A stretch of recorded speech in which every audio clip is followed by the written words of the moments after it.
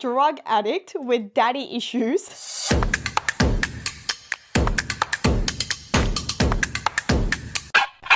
Well, welcome Okay. everyone to another spooky episode of the Blue Banana Podcast. It's not Halloween anymore, but it is pretty much still Halloween when we're recording this, so good enough for us. Also, it was a great excuse to be very sloppy with our setup today, since we haven't actually recorded a podcast in No, and I wanna you say can 3 tell weeks. by the state of Sophie's set, she didn't even dust the cobwebs off or anything. I didn't have time. I had no time. But I don't know what you're talking about, Manu. Shameful. You're dressed up. You're a perfect clown. The pause on that was excruciating. I was like, what's going to come after this? I wanted to ask you, Sophie, what's the most exotic country you've ever been to? Because you've just been traveling. Like, for me, it's probably been Kenya. I've never been anywhere on the African continent, so that does sound very exotic. Very spooky. I've only really traveled to Asia, so everywhere that I've gone has been like in the Southeast Asian region. Not Kenya. No, not Kenya. I did say that. And you're slightly further away. Can you fit these nuts in your mouth? Pardon? I see. There we go. All right, that was a very weak setup for 2 jokes in a row. Two very weak jokes in a row, and awkwardly delivered by all. It's 0 to 0. I feel like I should be at 2 because I had to endure them. True, that is true. You get 2. It's 2-0-0. We can work on that.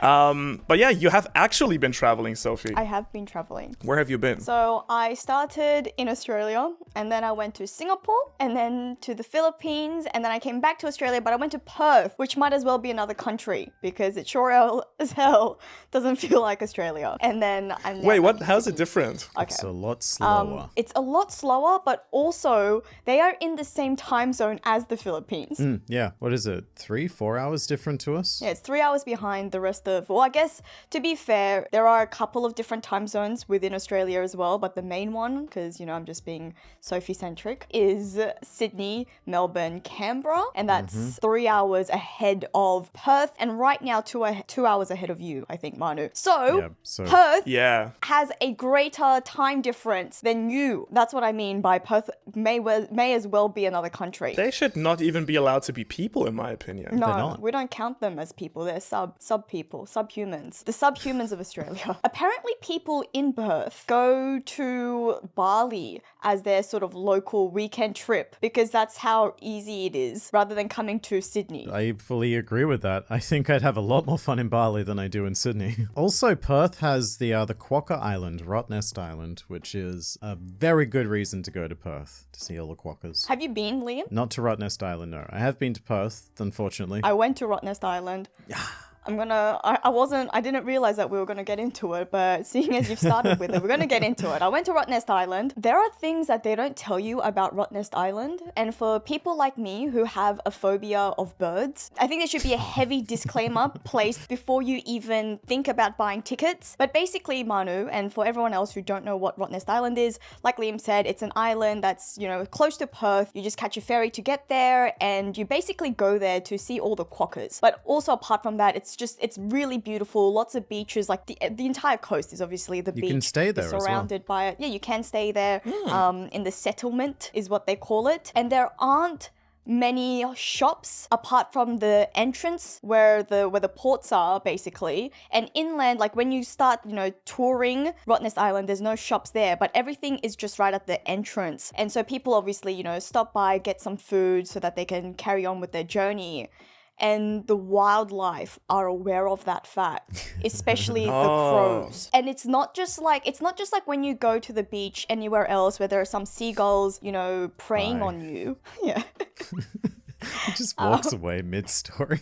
Obviously didn't care much for the story. Maybe Manu's too scared for this story. Yeah, he's like, the birds. It is your very classic horror movie setup. Yeah, bright lights, cute little animals, and then the fucking crows. Oh my god. Is it like the big They're ones? big and they're really, really aggressive. Like, it's not like they just watch you gotta from eat. afar. Like, they will actually come maybe not even a meter away from you and just wait until you're not paying attention to, like, take your food. Yeah, they're cheeky. I was really scared because I've got a phobia of birds. I was like, no, I'm not staying here. Like, I'm eating somewhere else. I'm not gonna eat. Like, I'm not doing this. So I got up to leave, and and my friend was trying to quickly finish her, I don't know, bacon and egg roll. And then she was like, okay, let's go. And so she got up, and when the crow realized that we were leaving, it jumped onto her back. I'm not lying. If that was me, I think I would have had a heart attack. I was like, you're on your own. And Sophie's like, you're on your own. I'm gonna sacrifice you, bitch. And I ran away. Are you the same with the seagulls in Darling Harbour? No, okay, so seagulls can be bad at the fish markets in Sydney. Everywhere else, I don't think seagulls are quite as aggressive. Like, these crows are aggressive. They're like, when you go there, you can't hear anything else because it's just the crows like squawking non-stop. The wondrous sounds of the murder. And it's like, I'm feeling so uncomfortable, like, just like thinking about it now. Yeah, like, ah, ah, ah. Like, Have you ever seen Hitchcock's The Birds? I feel like you would identify strongly with it. I remember I had to watch it for school. Was this pre or post bird fear? I've never had a pre-bird fear. I was born with a bird fear. That's some poor genetics. It might actually be genetic because my younger sister also has a real fear of birds. But Princess doesn't? I don't know, she might not. She doesn't have to deal with it. She's a princess. She's got slaves to shoot them away. I feel like, big birds can be kind of scary. I remember, I'm not sure if I told you guys this story. I went to the ocean with a friend of mine, I think last year. I want to say early last year. And so it's not seagulls or ravens, but like they have like these, and I want to say it's eagles, but it might be hawks. Like, I'm not a zoologist, so I'm not sure, but it's like big predator birds just like circling. And so we got like shrimp, like it's like fried shrimps with like garlic and fries. And so we were like, oh, like everyone, there was nobody sitting at the seaside, so we were kind of like, oh, let's grab a spot there. That's way nicer than eating here at the restaurant where everyone's just like lining up. So we went there. My friend opened her box, and just like 10 of these birds, just like they did like this, where they put like their wings in and just went like pew, and it was just like feathers for Oh my God. for like 10 seconds, and then like no shrimp left, and she was just like, what the fuck just happened? I don't think I've been afraid of birds until the first time I came face to face with a pelican. Before then, I thought that pelicans were like these little cute things, about yay big. But then when we went about 6 hours up the coast from Sydney, we stopped by at a little beach,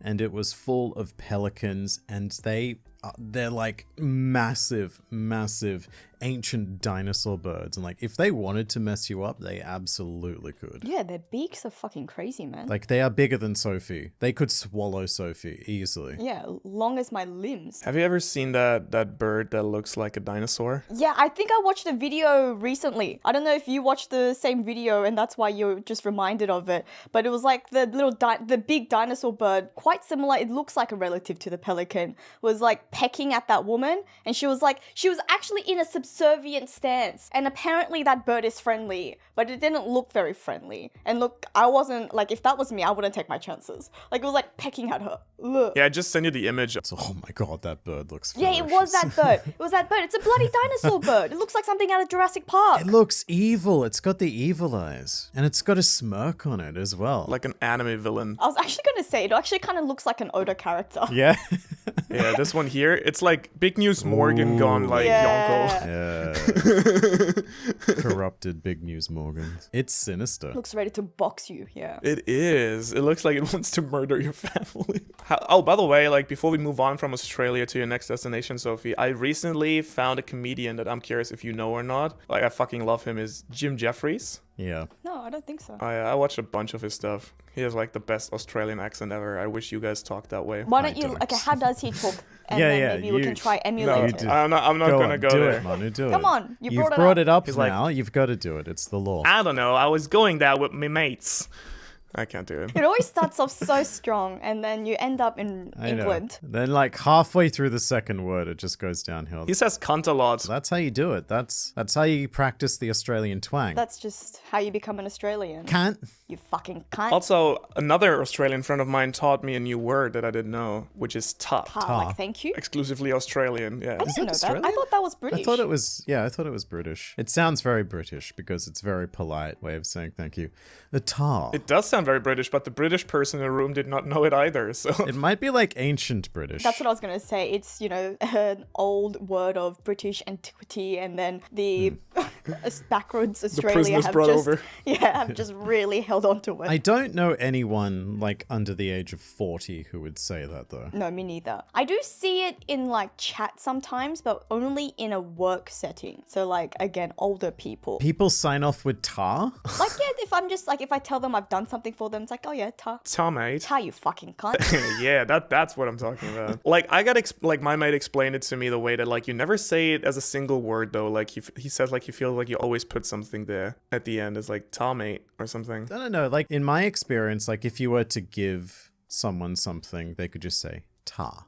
And that's almost always how I hear it. I've never heard it. Again, I've only seen it in written form. I can't imagine how it would be said. I wonder, he's from Melbourne, so maybe that's like, could it be like a Melbourne regional It thing? might be. I mean, we did just clarify that Perth is another country and Melbourne is also it is very different culturally, I would say. Do you have different dialects also? Like, are there like West Coast, East Coast dialects, kind of like how there's like different dialects in the US or in the UK? It's very, very subtle. Like if you go down south far enough into Victoria, you start picking up on some little interesting things, like say pronouncing the word mall as mal, for example. I lived with someone in university from rural Victoria who was like, oh yeah, let's just go to the mall. I'm like, what the fuck are you talking about? And you just had a stroke there.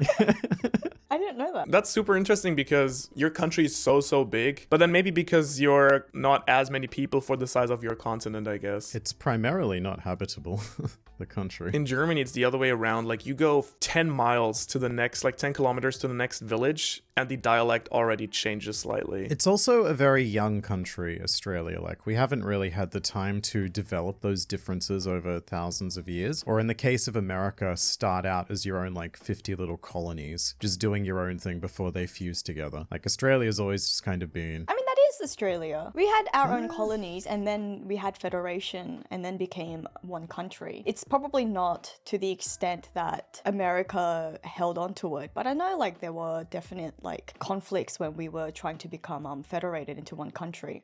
And I actually had to read up on this because I was looking at constitutional law yesterday. When did you guys become a constitutional year? Like when? What year was it? 1901. Like 1901, from yeah. memory, something like that. Because in 2001, we all got special coins in school. I mean, Australia as a country, as we know it, is only like 200 years old. Something that did boggle my mind though was that in each state we have a different transport system because transport is run by the state and not by the country. And so when I was in Perth, I was trying to figure out whether like how I was going to get around and trying to figure out their public transport system. And I realized that my card, that like, which is what we call an Opal card here in Sydney, in Melbourne they have a Myki, and then in Perth I think it's called a Smart Traveller or something. What a boring name. But what a long and weird boring name. But Smart Travellers. Fitting for people from Perth. You have to have like $20 loaded into your card. And actually, no. I didn't end up getting one because you have to pay $20 to buy the card, and that credit doesn't even get loaded onto the card. So basically, you have to pay just $20 just to be able to hold this card that you can like tap on and off. And so I just relied on the generosity of bus drivers who could tell that I obviously wasn't from the area, and I was like, because there is a free bus zone, and I was like, am I still in the free bus zone? Because I really only want to stay in the city anyways. Their organization, like how we have Sydney Trains, is called Trans Perth, which just sounds like Perth has had a very sudden realization and then transitioned into its preferred gender. I mean, fair enough. Yeah, fair enough. Good on you, Perth. I support you 100%. I feel like this podcast is steering in me this irrational hate of people from Perth, and like once I ever should I ever go there, I'd be like, I fucking hate you. I don't know why, but you suck. No, it's lovely. It's nice. It's fine. It's nothing special. Perth, very quiet. You know, everything closes very early. There's not much to do. I think early. It's perfect if you have a lot of money and you want to just retire maybe, and like you don't want to really go out. And so like you're at an age, I think it would be perfect for me once I get to a certain age, because you're like basically 20 minutes from the beach wherever you live in Perth. So you're super close, and the beaches there are gorgeous. But in terms of a nightlife, it just doesn't exist. Not at all. Unless it's like drinking in parks. because that's all you can do. Everything closes at like 3 p.m. on a Sunday, and it's just like, what? How are you a functioning city in the world? It makes zero sense. I mean, to be fair, in Germany, our like supermarkets close very early too, at like 8, and there's no supermarkets on Sunday usually. Slowly changing. No, nothing on Sunday. So everyone has to do their shopping on Saturday. Liam, it's the Lord's Day. You're resting on Sunday. Do your shopping another day. Considering they force you to pay taxes to the church, that shouldn't be too surprising, but I know Sunday is such a big grocery day though. Sunday is, I think, Sydney's grocery day. Otherwise, you've only got one other day to get it done. Imagine how much money inside. It's not like that. It's like other stores as well that are closed. I'm like, that's the day when people are off their job and can actually spend money. Yeah, that's the day where I guess the German economy has decided, you know what, we've got enough money. Good on you guys for doing so well, I suppose. What do you actually do on the Sunday then? Do you just all hang out at a park? Like, are restaurants closed as well? Tell me the bakeries are open. Tell me. Bakeries are open and restaurants are open, but that's kind of it. I guess like people just go like into nature or like chill at home. Good. I hated Sundays because you can literally not do anything, and like especially when I was younger, like I'd just go running on Sundays. Just for like 10 hours. There's nothing else to do. Just like keep running. No, but like I went for jogging for maybe like an hour or something. Can't even go to the beach because you're all landlocked. Indeed, I am. So like the entire park area we have, which is very nice, but like on Sunday it's just flooded with old people and families. You're from Munich, correct? You've got like lots of very lovely gardens, I believe. It's beautiful. Like we have the largest city garden in the world, actually. Yeah, wow. So imagine the Central Park, but way bigger. Wow.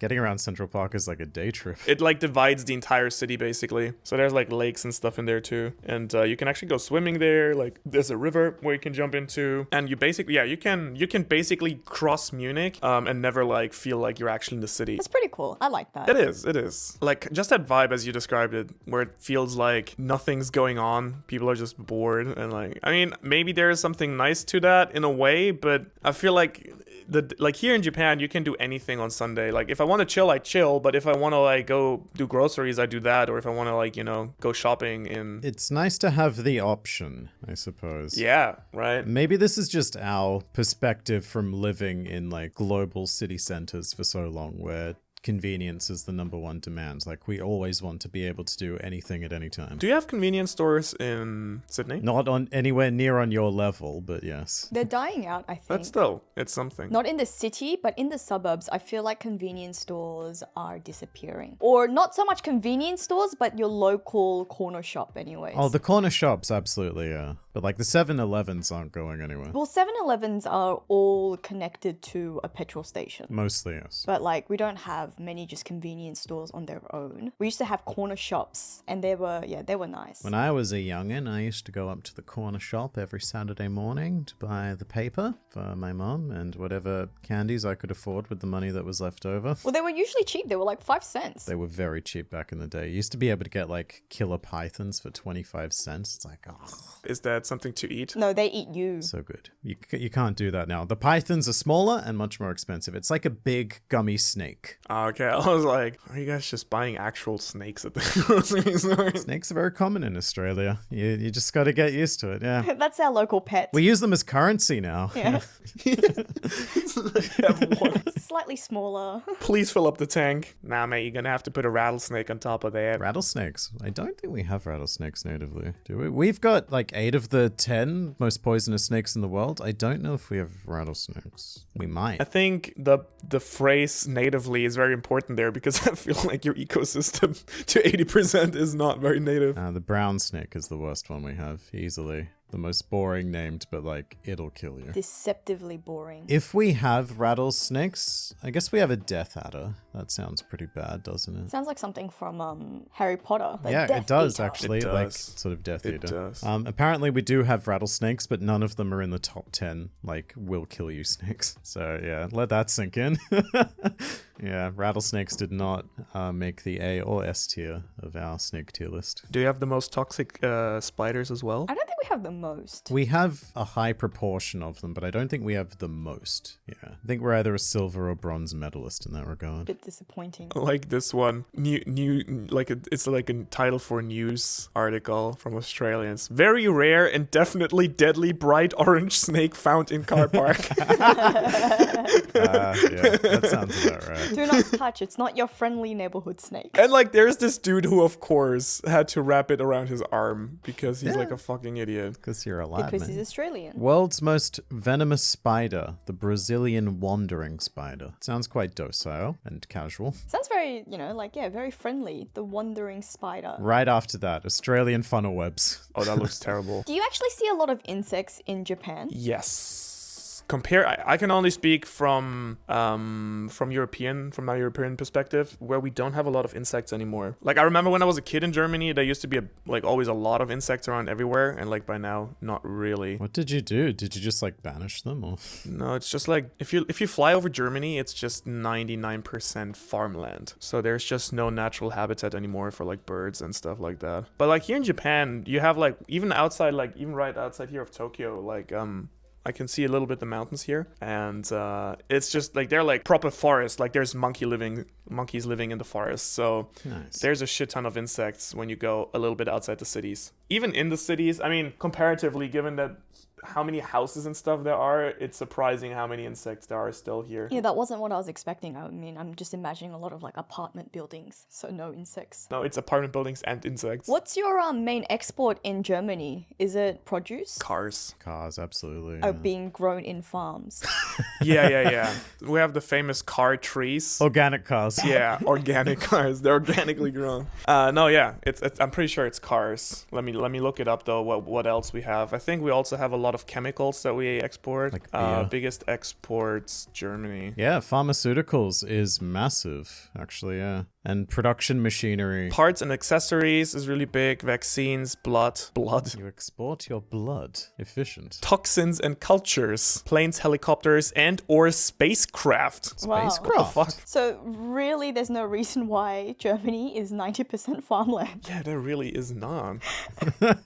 Yeah, I don't understand why either. It's also like stupid stuff that we grow. To grow the wheat for all of your bread, I suppose. Doesn't most of the world used to get that from Ukraine? Apparently, yeah. Do you? Since you've got all this farmland? Yeah, I think so. Maybe the farms are just for show, and like under them is where all of the factories are. Ah, yes, in all the bunkers. Yeah, car bunkers. It seems to be mostly engineering things. They're plotting their next move when like Transformer-like cars are going to all rise up from underneath the farms. Volkswagens assemble. We actually export more tanks revenue-wise than we export any other food-related thing. Peaceful Germany, at it again. Yeah. And tractors. Tanks and tractors. For all of the farmland you don't use, I suppose you've got them in surplus. No, the farmlands is just to test the tractors. They do extensive testing. Yeah, exactly. It's just like do some extensive testing. They're lab farms. Machinery having individual functions. $18 billion. What does that mean?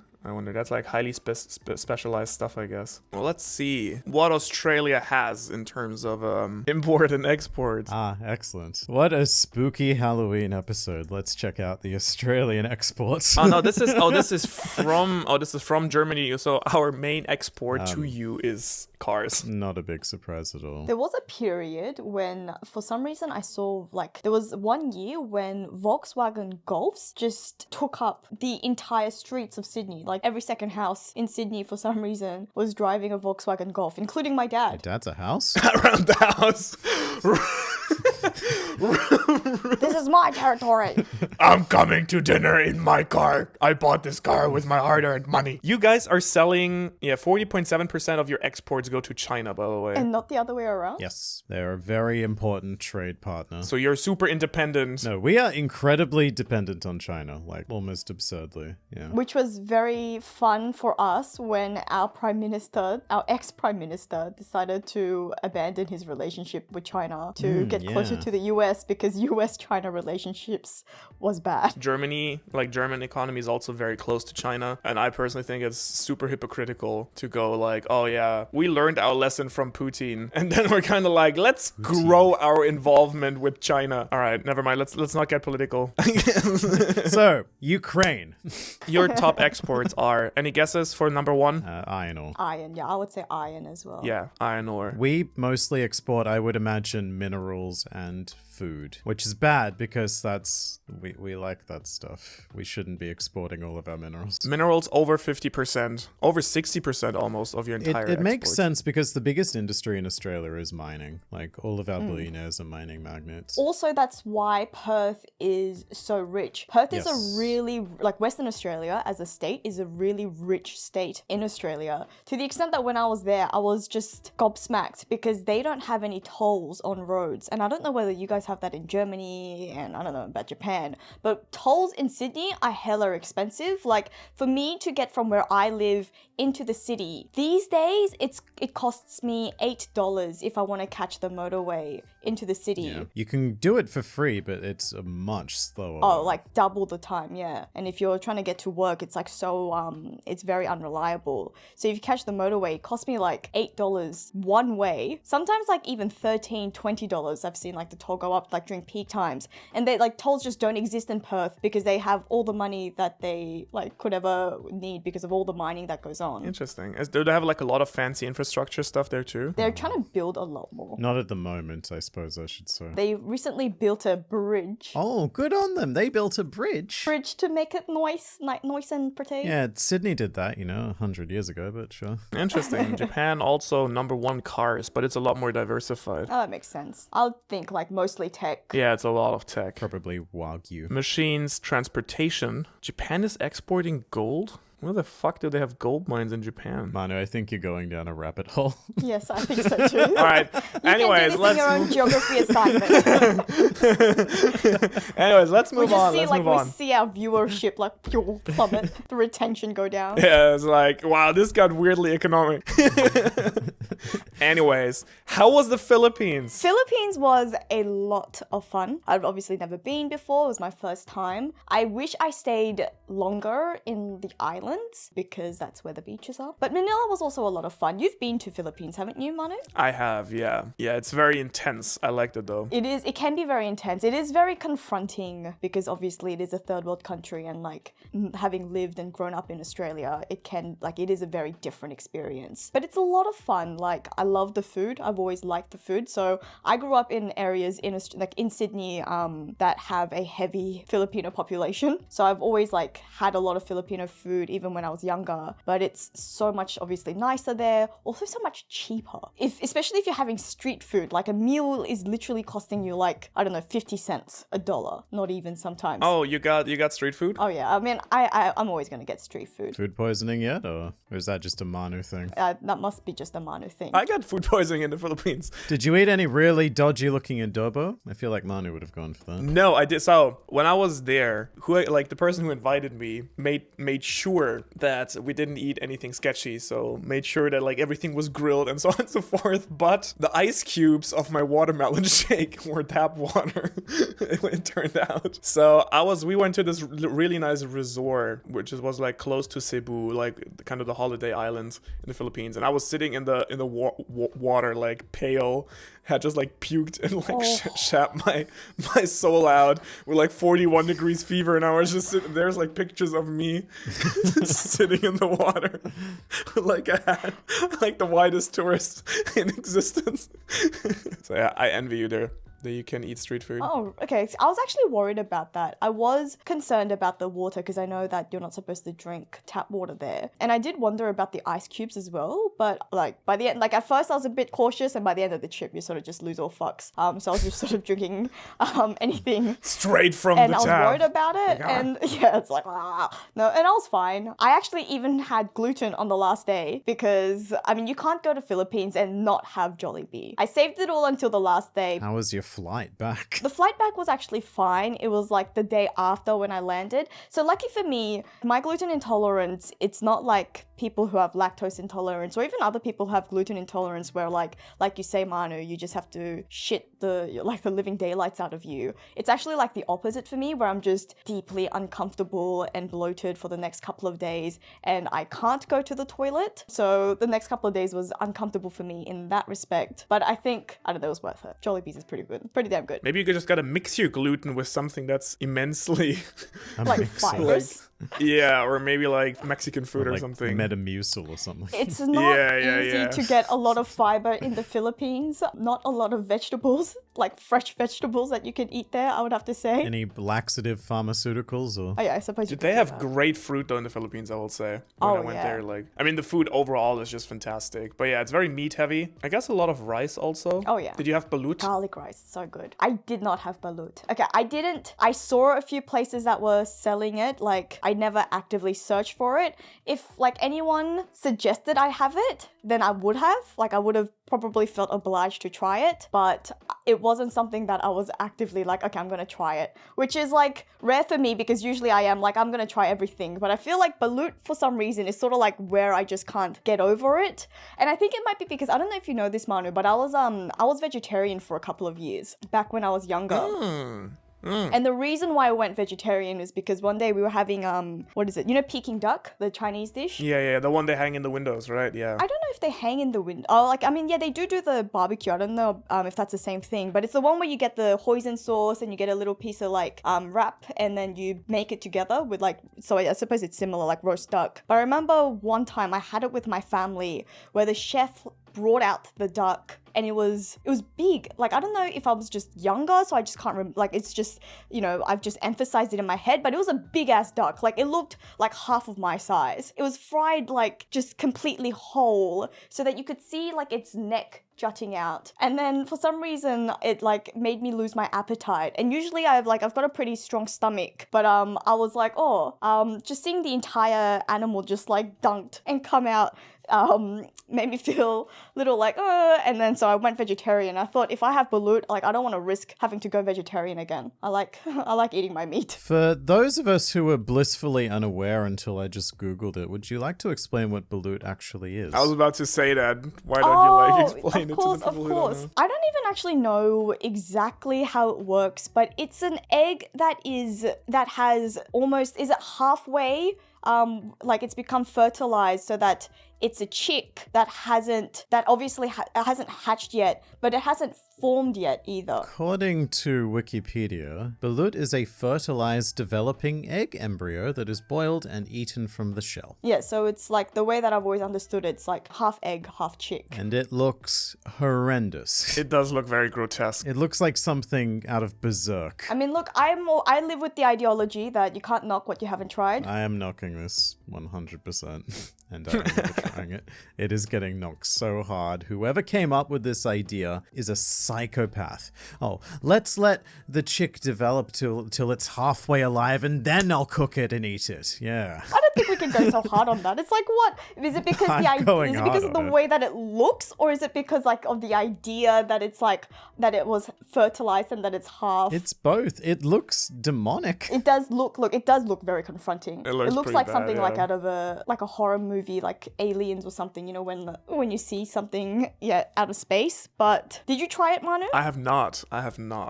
I kind of chickened out a little bit there, and I thought because apparently like there's already like feathers forming and stuff, and I was like, Yeah. all right. Yeah, I don't think I could have dealt with the cartilages and stuff. That was my concern. Because even when I have like, I don't know if you guys like chicken feet, I'm personally not a big fan of chicken feet. They're not bad, actually. Of all of the things I won't eat, chicken feet, I will do. Chicken feet I will do if it's fried. Definitely fried. I'm not a big fan of it when it's like in Yeah. soup. I've had it, the first time I had chicken feet was in Oh, soup. right. And I distinctively remember like the cartilage and like the bones, and it wasn't like my cup of tea. And so I imagine that's what the images that I get when I see balut. It's like always. I think it's always culturally also interesting. What I want to know if it was intentional or accidental. Like, at one point, did someone accidentally cook a bunch bunch of half-formed eggs and went, oh well, better make the most of it. You know what? That's not bad. Or was it someone who did it intentionally, like, I wonder what half chicken, half egg tastes like? I must know. I would probably say it's the former. I reckon it's the former. And then accident, also, yeah. like, for me, the way that I see it is probably like, I mean, yeah, like we said, it's a third world country. I don't know what the science behind it is, but maybe there's extra protein if it's half formed. From that angle, like, I can respect it, and I can understand it. It's like a health concern, you know. You need to make sure that you're getting all the right nutrients. Maybe it has more protein than your normal egg. You know, you never know. Are you just making up an excuse, or is that actually something? I don't know. I said I don't know. That's my guess. That's my guess. That I'm gonna guess that if it has, you know, evolved to become a half chicken, I'm going to guess that it has more protein than a normal egg would. It is described in this article as being, quote, as casual as ice cream on a hot summer day. I didn't see a lot of people eating it. It's definitely not something that like I see just everyone eating it on the streets. That is such a weird comparison for this particular thing. That's what they say. Like, apparently it's a really solid, like, street food or late night snack sort of thing. It is definitely a solid street food, but it's not. I wouldn't say it's as popular as ice cream. It definitely didn't seem that way when I was walking around the streets. No, but I know there's like people going around and selling it in like a cart. That's like 80% of all businesses, I think, there is like a lot of people just selling food from cart. To the extent that I was like really curious about, I know we just steered away from and finally escaped the economics of different countries, but I was really curious when I was in the Philippines because you have streets almost where like every second shop is selling the exact same thing. It's like your local sort of like, I guess it's your local corner shop, like, but it's not even a shop, right? It's just like people like selling it from tents, but they're selling like the exact same food or they're selling the same like household item to the point that I'm wondering, like, do they make money? Like, how do they make money to actually sustain themselves? Because you're not necessarily doing anything different from your competitors and it's everywhere. Maybe it's a drug front. I mean, with their last president, I don't know about that. Duterte?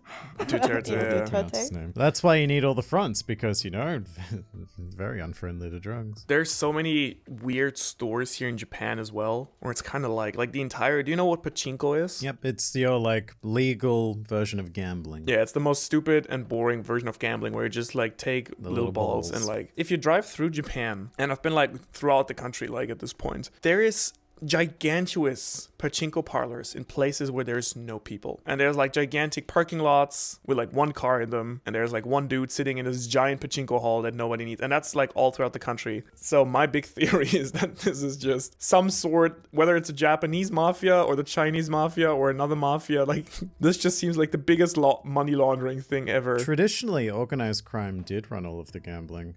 Until, like, massive billionaire types got involved and started building casinos. Yeah, it's easier to see the connection. No, I imagine casinos aren't even legal in Japan, are they? Because of all of the gambling. So they weren't, and then I think they changed it, but I'm not sure if that already is active. Let me look that up, because I know they changed it. Yeah, so in 2018, Japanese lawmakers enacted controversial legislation legalizing gambling resorts, a move that apparently was nearly 2 decades in the making. But I'm not sure when that is, if that already started or not. All right. Well, before we get deeper into the law and economics of things, we're going to move ahead. And I'm going to say, what was your favorite food in the Philippines? Gambling is kind of interesting. Yeah, gambling's delicious. I agree. I've not even been to the Philippines, but I think that's the answer. Philippines is a lot of fun. Liam, you would like it because you can eat a lot of pork. You can definitely stay away from balut. I was about to say, their pork belly is like that would be my answer. Oh, the lechon? Yeah, it's so good. Did you do the boodle fight? No, I don't think so.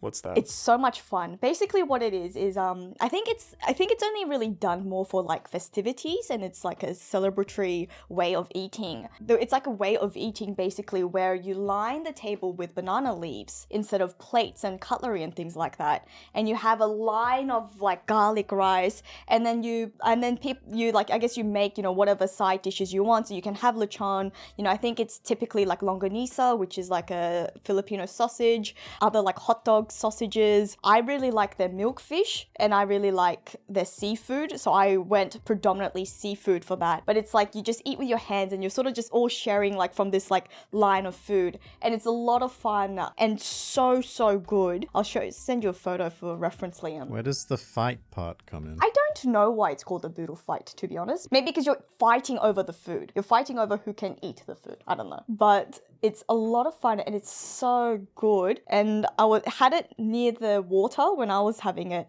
at a restaurant called Blackbeard's Ship or Blackbeard Island, I think it was called. Oh, I can never do the Blackbeard laugh.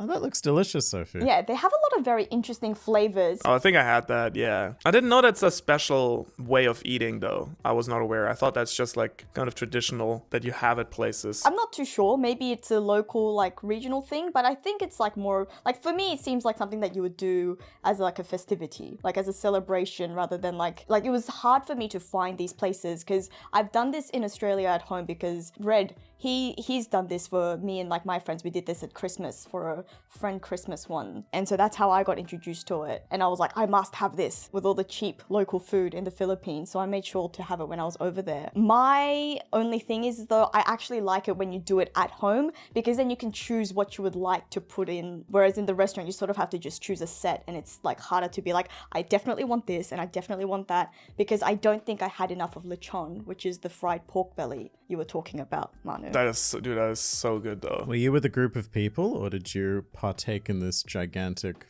joyous banana leaf on your own? So I'm going to have to admit that there were many occasions where it might have started with many of us eating and it ended with me predominantly eating like 80%. It always just ends with you. That's how it was the other night with us. There was a point where Sophie, Red, and I went out for dinner.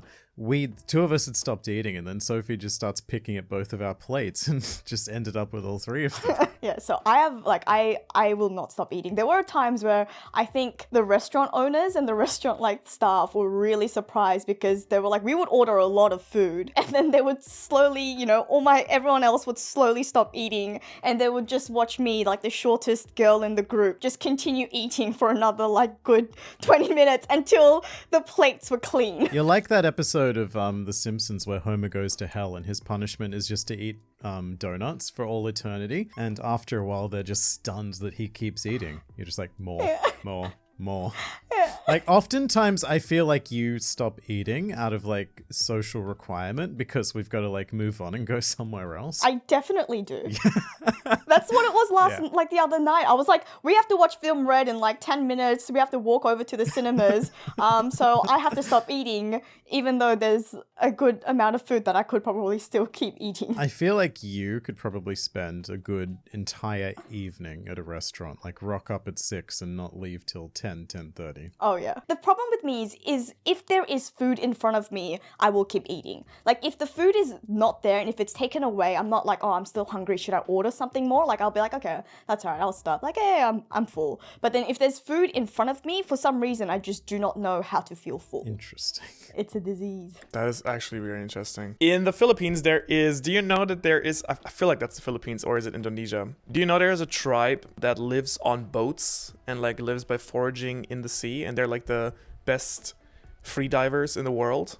I was trying to make a really cool transition towards One Piece here, but still trying. Oh, it's Filipino. So it's a tribe from Borneo known as the Bajau. And so literally what they do is they live on their boats and they dive for like minutes on end foraging and hunting underwater. And apparently like they have, since they've been doing it for so long, like for like over 2,000 years, I think, or like... They've just evolved the lung capacity. Yeah, they literally have different biology than other humans. They can swim better and like keep oxygen way longer in their lungs. So that's really interesting. And the cool transition from there is, well, that's almost like pirates. Am I right? Yeah. Pirates also have boats and water. You're correct. As long as they don't have devil fruits, then they can go into the water. Sophie, who was just in the Philippines where those people live, is wearing a One Piece themed shirt.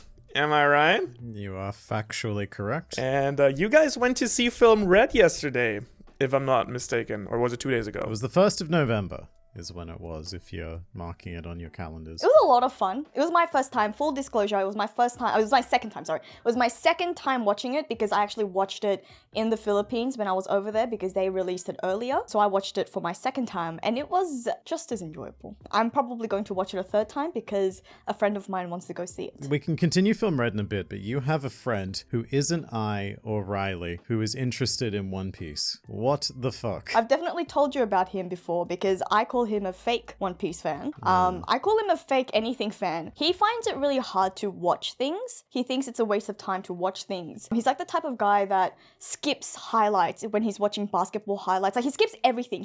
I just don't understand how his brain works, but whatever he's watching, if it's dialogue, he'll skip. Like he'll skip One Piece until he gets to the action and he'll skip all the like lore that's happening in between. He's a Attack on Titan fan as well and he doesn't understand much whatever dialogue. happened in the last two. Exactly. He's so lost because he skipped all the dialogue. He's like, why the fuck are they in a different country now? Like, what happened? Like, I don't understand anything that's going on. So I think that he's a fake One Piece fan, but well, he Out. insists that he's a One Piece fan. He skipped Skype here, calling it a filler. Oh no. Yeah. Scandalous. But yes, I will be watching it with him. I mean, he's the kind of guy who on YouTube should just type in One Piece fights and experience the series that way and just watch like the clips. He'd probably get just as much out of it. Are the admirals powered? Are they the Yonko level? That's the thing, he wouldn't even understand what Yonko level is because he doesn't read the words. No, exactly. Fair enough. I think he supplements it by watching YouTube videos while he goes to sleep. Yours? But he's no, he doesn't watch mine. He's an anime only fan, so he watches these things and sort of knows what's going on in the manga, but then also just doesn't care because he skips everything. Again, he's a fake One Piece fan. It's Blasphemy. shameful. I threaten him all the time. I'm going to lock him out of my Crunchyroll account because the dickhead uses my Crunchyroll account, and then he is not even paying proper respect to the series. But I digress. Is he even a real friend at this point? Is he even real? I've made him up to have this rant. Philosophical question. How does a person exist without taking in information? Are they real? What are they? Because you can build your own information. There's a whole branch of philosophy dedicated to that, which is basically asking the question, what can we know? And the only thing you can know is that you're experiencing something right now, but you don't know if that's real or if you're just a brain in a jar, Liam. This also gets into the one thing that pure mathematics can prove, which is the only thing it can prove is that you exist. Can you prove that? Yes, because either you do exist in a reality or you exist in a fake reality, but because someone is trying to deceive you, you exist. I can't prove that the two of you exist. Yeah, but the only thing you can really prove and know for sure is that you experience something. Yeah. It feels like something to be Liam, whether Liam is like this dude you see right here on screen, or if he's just like a brain in a jar somewhere. Yeah, either way I exist. I know that. You don't know that. You can't prove that. Okay, makes sense. So I know Film Red came out a while ago for you, Manu, but we're going to talk about it again because we haven't discussed it Yeah. enough on this podcast. Or One Piece in general. We never talked about that. No, never. This time we can talk about spoilers. I guess we'll throw that up right at the beginning. Like, we're not gonna be holding back this time because we've Oh, yeah. already sort of Yeah. done that. Also, at the point, like, when this comes out, it's also going to be launched in the US and stuff, so... Everyone should have seen it if they wanted to see it by now. So, what do you think? All right. First of all, I've got a question. Did you also have a pre-movie experience, a pre-movie concert concert. experience with Uta being like a J-pop idol? No. So that's what we got. Like it made you feel like you were in a DNR experience. Uta was basically doing a live concert for us, like a mini concert before the film started. Oh, like a VTuber thing? Yeah, except on the screen, it was like a really cool perspective, so it made the cinema screen look like a stage, and like Uta was proper person size, and there were close-ups of her on either side. It was interesting. Oh, that's super cool. It was cool No, did not for have the that. first It was cool for the song. first song, I will say, It yeah. was cool for the first song, and then it dragged on. As soon as Uta said, my next song will be, I was like, oh no, we're not doing this. Oh are no, we?" she did a bunch. She did Yeah, three she did a songs few. in total, She did a yeah. few. And then the songs happened again in the movie? Exactly. And it wasn't even like the songs just came right after one another. She would do a little yeah. bit of a spiel in between. You know, the whole, how are you going tonight, Sydney? Yeah. Like, I'm so glad to hear so much noise. And it's like a theatre Dead that's like silent crickets. theater. Because Uta would leave like pauses in her dialogue for the audience response, which I imagine if you see that on the premiere opening, people would go wild, but just dead cinema with us. By the end of it, it turned into more of a joke where people were Yeah. just like cheering ironically, which was a bit fun.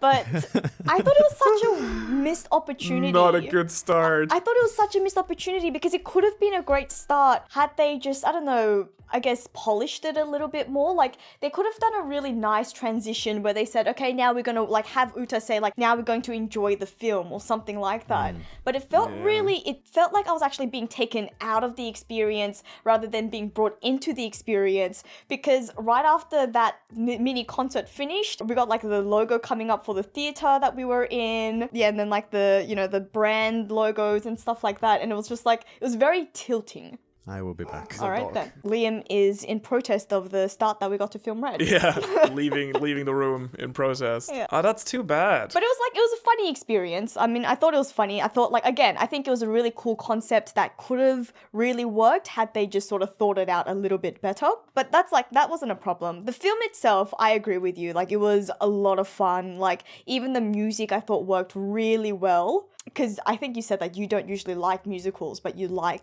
didn't mind it in Film Red. So, I mean, I did enjoy the film a lot, and I will say that the soundtrack has grown on me more after the film. Okay, then. Like, there were a few songs that I really, really loved before, like Fleeting Lullaby and the opening song, of course. And then a bunch of the other songs, I've just, like, I started listening to it more and more after, basically, after I already seen the movie. And then I really got into a lot of the other ones as well. In the film itself, I think it was a lot of fun to watch, and, like, as an experience, it was really powerful, but it was in many ways also like a very classic One Piece movie, I felt. And I'm really, really curious to hear what you guys are thinking also about, in general, what the movie tried to be and if it worked or not. All right, I'm back.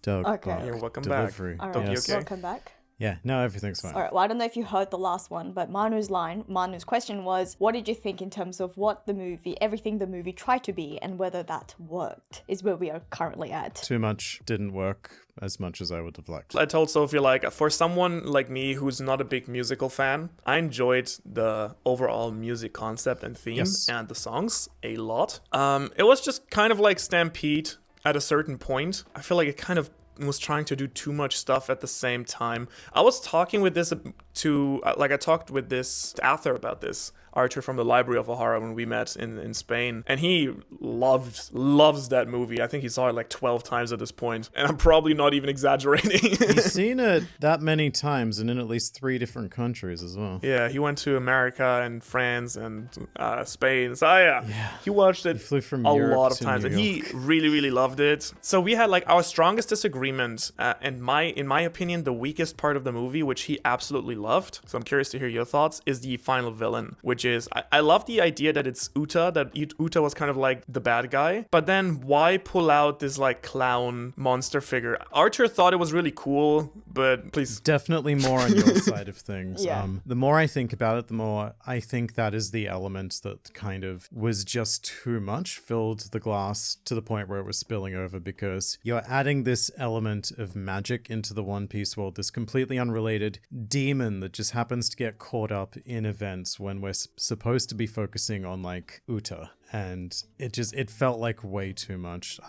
Thinking about it, I would have preferred it if, what was its name, Top Musica, if it was conjured by Uta instead of something that just happened to be there. Like if it was like a manifestation of her anguish, or not her anguish, but like her fans' anguish towards pirates and stuff. And it's such a shame also, because Uta, like, they built her up as such a cool and unique villain, like morally super great because she's trying to do the right thing, friends with Luffy, you know, like abandoned by Shanks. And I do like the idea that she was like, she kind of lost control of her powers. Yeah. Like, I feel like that could still have worked without having that, as you said, giant evil monster thing pop up, which I feel like took away from, it was just, we need something big that Luffy and Shanks can punch together. You can still do vibes. that. You can still have the big thing, just have it be as a result of Uta rather than, and like it creates so many things. Like one of the scenes that was really cool, but I really hate, is when the Straw Hats were fighting all of the golems in the library, because that felt very Stampede. Like, okay, these group of people need a mission. All right, Robin, you read 3,000 books. We're going to fight stone things. Make that happen. And then she just happens to stumble upon this very specific incident in history where this exact situation has happened before. And it's just like, oh, this is like a bit too much. We could have really streamlined this. And I think that's an issue I have with many One Piece movies, with a few notable exceptions, where they feel, Stampede also, they feel so constructed. They sacrifice narrative for spectacle, and as a result, everything feels incredibly artificial, I think. Which is like movies like Strong World or Z, like they stand out because they actually they're like super character heavy and character based. Yeah, a lot more grounded. Which makes it a lot more interesting. I would say even Gold falls into that. Like, Gold started the spectacle thing, but it was still very condensed and focused. I think the thing that also annoys me about Film Red, like, this is getting very negative now. Like, it feels very Stampede in that I think they took some wrong lessons from that film with having characters just show up out of nowhere. Yeah. Like, there were so many times where and it's nobody like, questions it. oh, Bartolomeo's on the center of the stage now. And then it's like, oh, St. Charles is on the center of the stage now. And oh, Law's here as well, who came to the concert and, wasn't sitting in the audience. And it's just like, too many things just appear and in a very non-natural way. It was very jarring. Exactly. Well, I feel like what makes it feel so unnatural is what Stampede also did is I like the idea that you have the chance to have characters interact that usually would never interact with each other. So I think that's interesting. But if you just take the premise that just don't question why these characters are here and the characters don't question why no they're one here does. either. Yeah. Well, I think it made a little bit more sense in terms of Film Red because it's like the idea is that Uta is this world star. And so I didn't mind that aspect as much because it was sort of like, oh yeah, you could just sort of get away with it. And it's sort of funny, like, oh, everyone's a fan of Uta. Everyone came to see her. And it's like, oh, even you came to see her. So like that didn't bother me as much. I get that. It's a great mechanism to bring everyone together. It's more about, in terms of cinematography, how they just popped up. Oh, yeah, just like... really yeah. jarringly out of nowhere. I agree. I can see that. And then there's like randomly you have like the Big Mom pirates there for like some reason. They're attacking. Like whatever. You're gonna be a gift for mama, etc. Yeah. The most hilarious thing ever though for me was how Kobe took like this role of like leader and was like Oh yeah. like, okay, I'm gonna be the one who pulls everyone together. Was it Nami who was like, all right, Kobe, take command? And then 2 weeks later he gets fucking kidnapped by Blackbeard. The thing is, Nami doesn't even know Kobe, like, at all. They've never met. Yeah. Like, why did that interaction happen? Did they not interact at all after Enya's lobby? Oh, I guess, yeah, Nami was, like, listening into their conversation, I suppose. But, like, why she immediately gives him command is part of a series of small questions about Film Red that you just don't ask, and it's more enjoyable. Yeah, it's sort of like, I mean, with everything you are supposed to suspend a little bit of belief and you're supposed to just go with the flow. Big question, I know Liam and I discussed this like right after the movie, that I had was, why did they backtrack with Uta's character and tell the audience that she actually knew that Shanks and the Red Hair Pirates didn't actually abandon them, Watched it and abandon her. everything. Yeah, and she knew what actually happened all those years ago. And then used Tot Musica, knowing what it did all of those years ago. I can understand why they felt they needed to bring Tot Musica, because they wanted to sort of take the hit off Uta and make sure that she's still a good character that we're supposed to root for, than seeing her as the sole evil. Yeah, which, like, undermines your corruption arc. Exactly. It does, because like the payoff would have been so much better if she was like, again, as Liam says, if you have that gone moment where she goes like completely crazy, but then emerges from that, where she's like, oh, it was me after all, like I was the one who started this, and Exactly. Yeah, like there's like no sense of personal responsibility. It's all the magical music demon took command of you. You're still good. We like you. yeah. Literally. It's like they did it. Yep.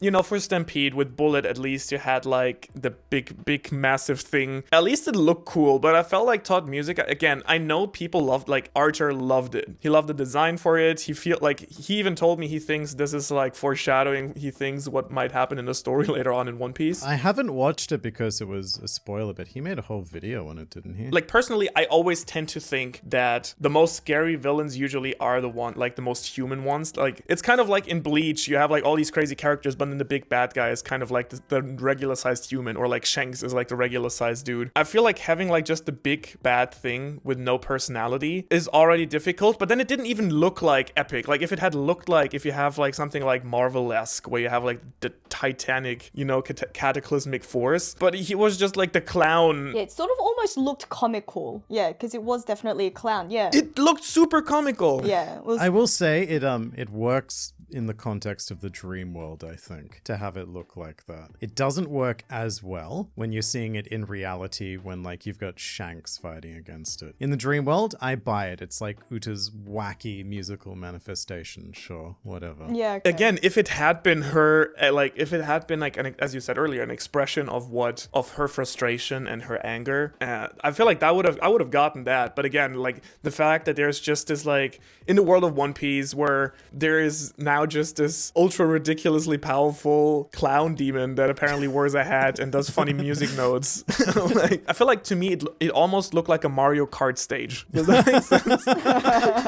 I can see that. I could see With like that, the yeah. rainbow road down him, and he's just like, that I can definitely see that when supposed to go through with the mouth. and he yeah. goes stomp stomp, and you have to drive around it. That's kind of the vibe that I had there. It was a bit final boss, and I think that's a problem that the One Piece movies do have, is that like the past three have all ended in, all right, we've got to fight the big thing now. So I feel like we do need to move beyond that at some stage. So I felt a little bit betrayed because I think this came out just in either the SBS or very recently, that the director for Film Red actually also doesn't know what plan Oda has for Shanks, which I think makes the entire, he might be a bad guy, but he's actually a good guy thing a little bit more annoying to me. Because I feel like the big, and they were aware of it, the big hook that they did very well with One Piece Film Red was kind of the idea that Shanks was in it. And I was happy that Shanks was in it to the degree that he was in it. But it was kind of like it was very baity. And I think they clickbait. could have It was used it at clickbait. least always better. going to be very baity. I feel like at least they could have gone with it longer, because I feel like at least once Uta goes bad, like in the first 15 minutes of the movie, you kind of already know, like, oh, Shanks is not a bad guy. I'm almost the opposite. I wish that Shanks element didn't need to be jammed in there, because we spend so long on the twists and the red herrings of like, did Shanks do the bad thing? And like, does Uta hate Shanks? And like, all of that in the end is ultimately pointless, because Uta knows everything. And I feel like it takes time away from like where the emotional anguish really is. Yeah, they could have played on that, her trying to appease her fans and actually making sure that she could be the savior. Definitely a lot Yeah, more. I think that's where the story is, yeah. Like, that was really what made her character interesting. Even if she knew that she wasn't that she was the bad guy all those years ago, and she actually did that accidentally. Like, now she was still, playing that act just so to make sure that she could at least bring about a new world, maybe so that she can, like, I don't know, sort of some sort of atonement for what she did back then. Yeah, the Shanks element, I agree, they didn't have to push it, but I think that was inevitable. Like, I think they were right in the sense that if they didn't market Shanks so heavily, Film Red wouldn't have done as well as it did. 100%. So I can understand that. And I will say, my absolute, like, to make it a bit more positive, or to go to a more positive take on it, my absolute favorite part of the entire movie were like the flashback scenes to Fuchsia Village. Oh, yeah. They were sweet. I They thought were very those So were sweet, fantastic. yeah. Her relationship with Luffy, like the game. Yeah, because even if they're not canon, you can absolutely see, like, that's, Oda wrote this, and that's absolutely how Luffy, like, probably even without Uta being a canon thing, interacted with Shanks, right? Just, like, hanging out, chilling, enjoying. Yeah, that's Yeah. very true. All right, okay, before we move on to the positive, one thing. Okay, I know, Manu, when you were talking to us about it, you were upset about how much information was revealed by that, I don't know, not a data book, the special... The special movie Oh. volume. Yeah, the special book that was released, which we didn't get either. The only thing that I would say I'm a bit upset that they didn't save for the series itself was Usopp and Yasopp. The fact that we had to see that in the film, the first interaction between these characters, I feel a bit betrayed there, because I think that's definitely something that we should experience in the series. Really hype moment, by the way. It's like Yeah, great moment. quite possibly my favorite moment of the Yeah. film, but I do get your point in that maybe that should have happened in the actual series. Yeah, it's such a big moment for Usopp's character, like one of the main characters of the series. But okay. We can move on to the positive. I didn't like that either. I feel like in general, I mean, they kind of tried to separate it in a way where it's kind of like, oh, they're not really interacting with each other and Luffy doesn't really get to see Shanks, but No, but no, that didn't come across. They at all. communicated. It was like They communicated. Usopp and Yasop were Yeah. there. They were sharing their vision. They Yeah. were communicating. It was a great moment that Mm. was in a film. I was going to say, I actually really liked the way the movie opened because it opens on such a dystopian note. The world ravished by piracy, like all of the terrible things that both pirates and the world government are doing. It took itself really seriously, and I thought that was a great way to open it. And I think it would have been great to continue down that line, like the line of the people instead of the Shanksy stuff as much. But good opening. Like, it had me like going, ooh, this is different. Yeah, and then it was good because they juxtaposed that like really quickly with the concert, and the concert like that was a lot of fun as well. I thought like just cinematography wise, like I really enjoyed that as well. Yeah, all of the musical parts were great. Like, they were well done. Oh, and she's such a good singer. Yeah, Ado, yeah, she's phenomenal. I mean, I had listened to some of the songs before I watched the film as well, but then like when you watch it in the cinemas with like the proper, you know, surround system going on, like it's another experience. And they're very relevant to the story because if you read the lyrics, they're always very on point and conveying things as a musical should. It's not just like, Yeah. here's a song now. It's like, we're furthering this through the song. yeah, I didn't quite have that experience since I was watching the movie in Japanese with no subtitles. Like some of the songs were just too fast for me to to catch the lyrics. A lot of them were, I'll say New Genesis, which is the first song, like the famous song. I kind of overdosed on that song because when the trailer came out, I was like, I love that. That's amazing. And so, like, I have it as one of my running playlist tracks, and I'm kind of sick of it by the time I actually got to seeing it, but still good. Still really good. That's how I could pay attention to the lyrics in that a bit more because I knew the song back to front. I think the entire album is really, really great. They're all very solid songs. I can't think of a song that I didn't like. Yeah, exactly. And even if you couldn't, like, I couldn't read the subtitles for the entire song because it moves quickly, but like tonally, you can see it fits. Oh yeah, absolutely. So what good thing did you have to say, Liam? Oh, I already said it, like the opening. Another good thing is that I really loved Chibi Beppo and Bluno. Oh, yeah. and all of the kind of... And what? Chibi Even Sun- like the little Sunny, Sunny? I didn't mind. Yeah, Chibi Sunny, Sunny was cute. yes. Yeah. It serves no purpose, but it doesn't Yeah, matter it's because cute, it's yeah. amazing. It doesn't matter. It was fucking cute. It was Yeah. so cute. Yeah. Yeah. Actually, also on that note, No, I thought that was fun. they gave us trading cards, and on the back, I can see that you might get a Chibi Sunny. Yeah, I sadly did not. You've already opened yours, Liam, I right? have. Would you like to see what I got? So Yeah, okay, before I open mine. I got Helmeppo. Okay. I got Sanji. Yeah, oh, nice. And the best one, I got a shiny Trafalgar Law. Okay, is that supposed to be the rare / super rare? Because I can see that in the lineup, you can get a normal card, a super rare. It jumps from normal straight up to super rare, super not just rare. rare. Yeah, there is no rare. There's no rare, it's super rare. And then super rare. And ultra rare. And then ultra rare. And then super rare. I don't know how to determine what it is. Okay, alright, I'm gonna do But my it's not unboxing normal. now. Okay, I got a Brook. Oh, yo-ho-ho. Yes, yo-ho-ho. I got a Kobe. Yes. And then I got a shiny Luffy. Hey. Oh, let's go. Nicely done. Alright, pretty happy with that. No Chibi Sunny though. No chibis. I got no chibis either. I got Helmeppo instead. In fact, my pack was like very blonde heavy, I suppose. Yeah, that's true. Sanji and Helmeppo. Can you play with those cards now? Can you demonstrate? Sure.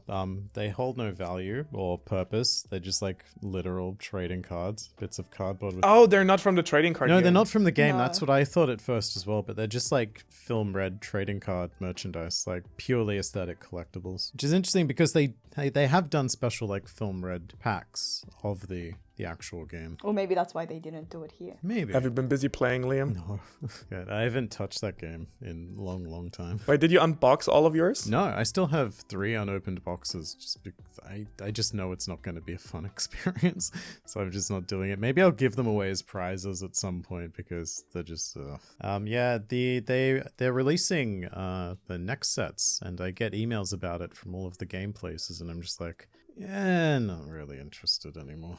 Yeah. So, Film Red, in closing, best One Piece film? Is it up there? What do you reckon? I wouldn't say it's my favorite, but I would say it's up there. I would still say that Film Z is my favorite. Cultured choice. Yeah, I'm also Film Z. I would say for me, Strong World, Film Z, Exchangeable at number 1, and then Gold. And then afterwards, I really liked the remakes they did of The East Blue and abridged version. Alabasta. You enjoyed Wapple's older brother, Mashul? I did. I liked the high quality version of like all those early One Piece anime moments. So that was cool. I still think in conclusion, I was really happy I saw Film Red, and I was really happy I got to experience it in the theaters. So it's not a bad movie, but I don't think it hits me as an audience. As I said earlier, I'm a lore whore.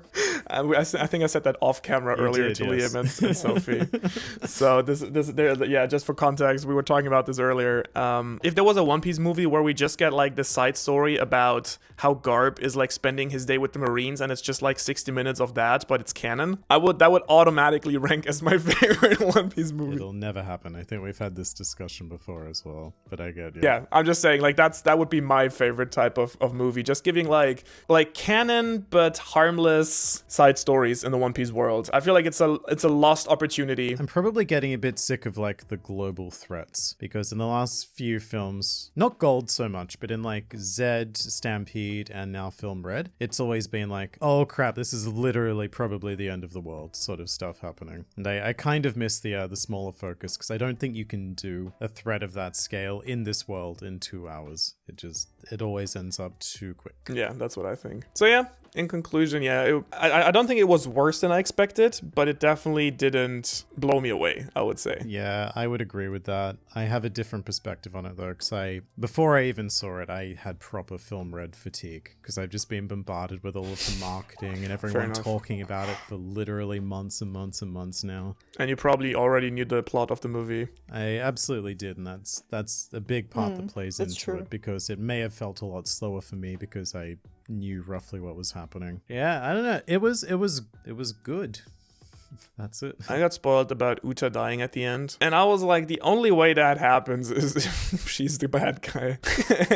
And that's exactly what happens. So I Actually, was like, on that note, what was it that Riley said? What was his one-liner about? If we were to sum up the film, it is... Child's tantrum. No, drug addict with daddy issues, throws a tantrum, feels remorseful, and then commits suicide.